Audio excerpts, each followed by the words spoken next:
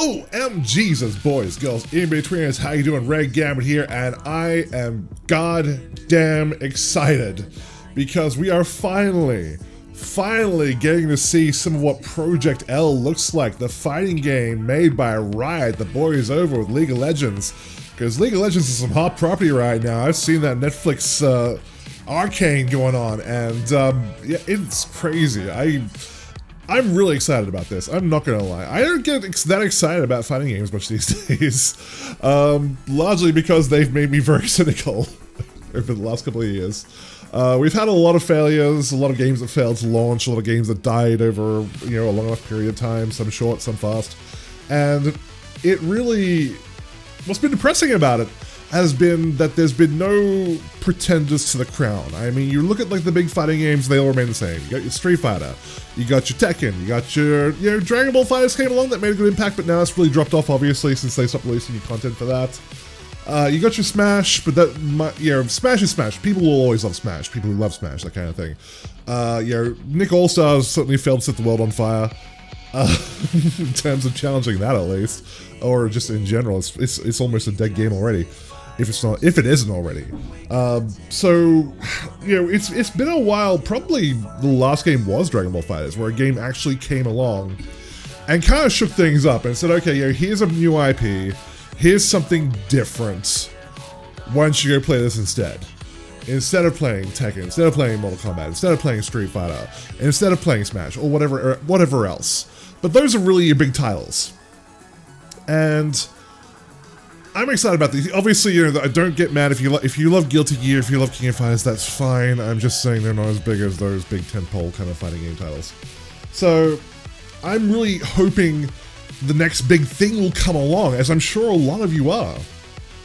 And I think that Project L may be that thing. It's not guaranteed to be the thing, obviously, even though League of Legends is a very strong brand. It's very big, and like I said, you know, Arcane's just making it even bigger outside of that sphere, of the MOBA sphere.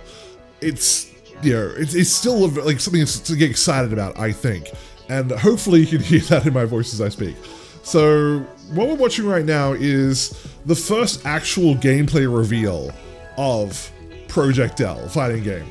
And it looks great. I really like, I'm not even, like, I've never played League of Legends in my entire life, largely because everyone I've ever spoke to has been like, that game is toxic as hell. So I could do without that kind of stress and unpleasantness in my life, so I get enough stress when I play street fighting games.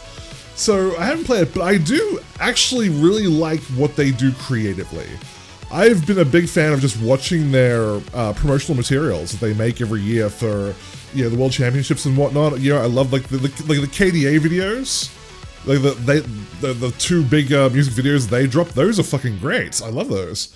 And just like, as I said, just the general kind of story-based videos that they drop, I actually do watch those because I like the world that they've created. I really like the very original kind of blend of magic and steampunk that they kind of had going on there, which is really interesting to me. And I just like the general aesthetic of it. I think the aesthetic of a fighting game is incredibly important because obviously, we all remember Marvel Infinite, right? We all remember Chun-Li's face. We all remember looking at that game and being like, oh god, you know, it's got, you know, it doesn't have all the characters I want, doesn't have mutants in it, but, you know, the characters I do want are in there, but they look like trash because this game was made, obviously, as we all know now, Marvel Infinite was made on a very short time frame with a limited budget and whatnot, and that's unfortunate that it turned out that way.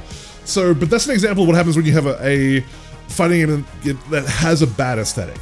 When a fighter has a bad aesthetic that people don't like, it really hurts the game. And I think that what League of Legends have created in terms of their aesthetic, in terms of how it looks, the texture of it, the color palette that they use, the design of the models, the way that they're drawn and built is just really good. And I think that will help it a lot. Because, I mean, you look at like something like Fortnite. Fortnite I always point to a lot. Even though I very rarely ever play Fortnite, when I do, I'm complete trash at it. I do like it just because it has this very unique look and feel to it. A lot of people have tried to ape it since then. Just that whole kind of slightly Pixar-esque, bright, vibrant colors, smooth edges kind of look that it has. And so that's really important. So I think this is great as well. And beyond that, like I said, I'm just excited because it's League, it's a big IP, and I just want it to succeed. I want it, you know what I really want? What I want is to go back to the heyday of fighting games, back when Street Fighter 2 came out and it did set the world on fire, when everyone was playing fighting games and everyone was trying to make fighting games because they were just like, holy shit, this genre is amazing and we want to be great at it. Yeah, I want the Street Fighter, I want the Mortal Kombat, you know, that was when all the big names came out. So I want that to return again. I want a game that's going to come along to the Battle Royale genre and take a big dump on its lawn and say, look who's in town now. That's what I really want. And will this be the game to do that? I have no idea. But that's what I'm hoping. So that's enough of my hopes and dreams. Thoughts about this in and of itself, beyond the overall look and feel of it. I think it's very interesting. They've gone with the 2v2 mechanic, which is a bold choice because, as I mentioned, the last game to do that was Marvel Infinite. We all know how that turned out. So that's interesting.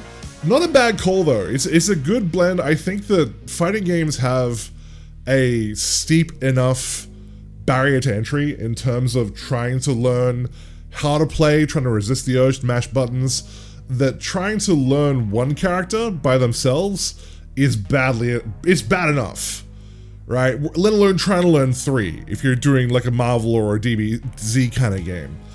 So going with 2 is a good balance of that, and it doesn't make it too daunting, but it gives you that flexibility to try and create a team, you know, like Street Fighter Cross Tekken, where you can create a team that covers each other's weaknesses. So that's really interesting. That's really good. That's a good call, I think, for sure.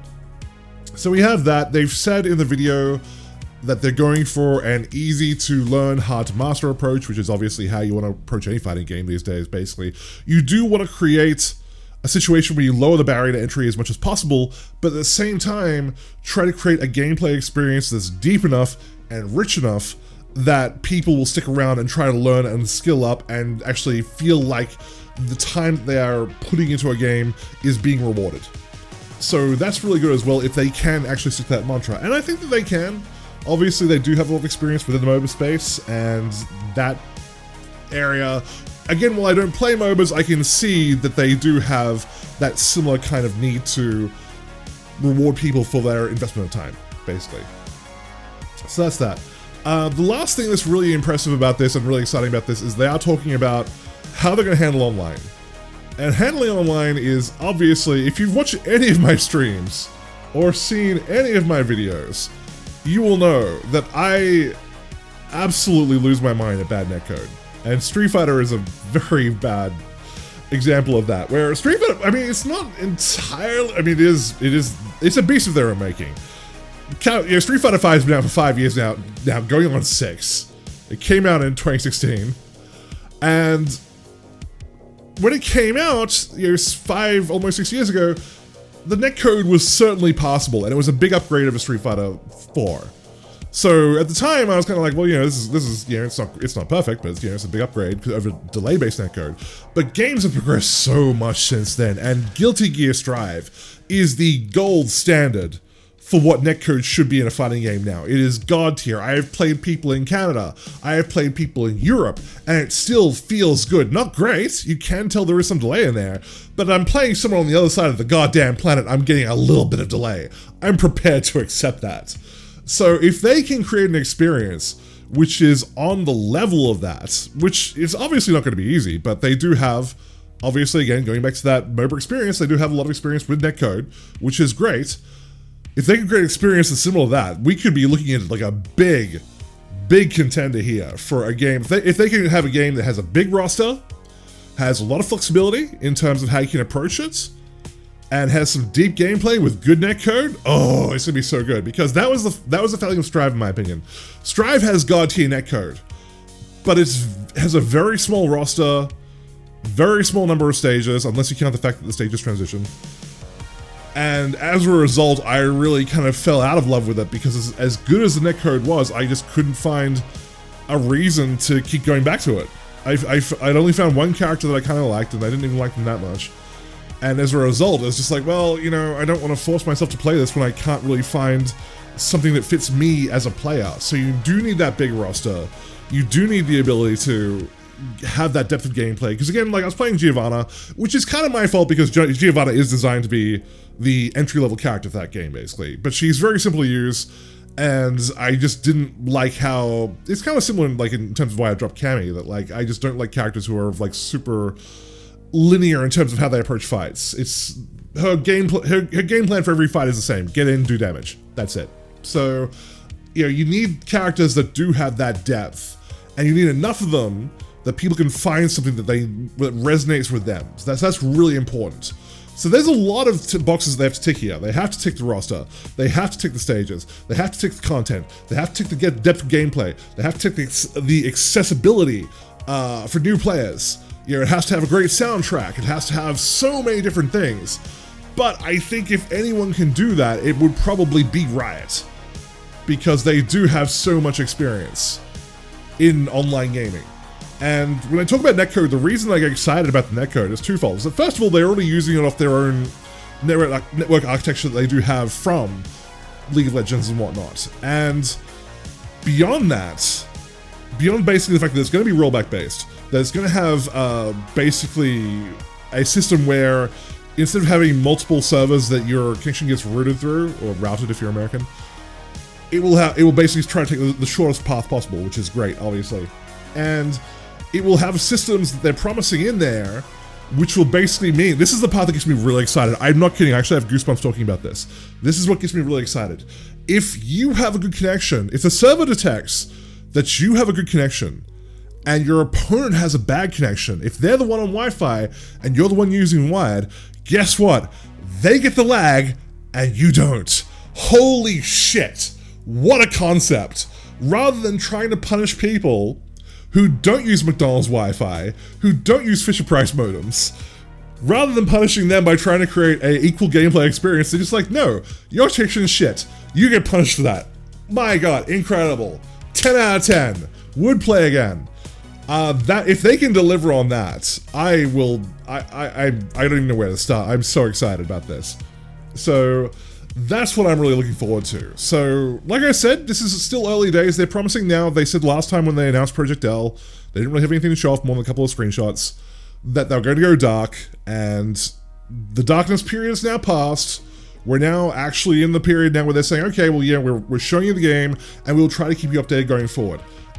Great. Fantastic. I want to be excited about this. I want to keep the hype train rolling. So, you know, I don't really have too much else to say because I've already watched this trailer and you're seeing it on the screen right now, obviously. So let me know what you think in the comments below. I'm super pumped about this. But maybe you have a different experience. Maybe you have played League of Legends. Maybe you can say like, oh, well, you know, the netcode shit on there. They don't know how to run online, you know, networks at all. Maybe that's the case. So feel free to let me know. But right now, yeah, this is the best news I've had all day, and I hope you guys enjoyed it as well. So that's it for me, guys. Thanks very much. Enjoy. Leave a like if you enjoyed. Subscribe if you enjoy fighting games, because I post pretty much all that all the time. So that's it, and I'll see you guys soon.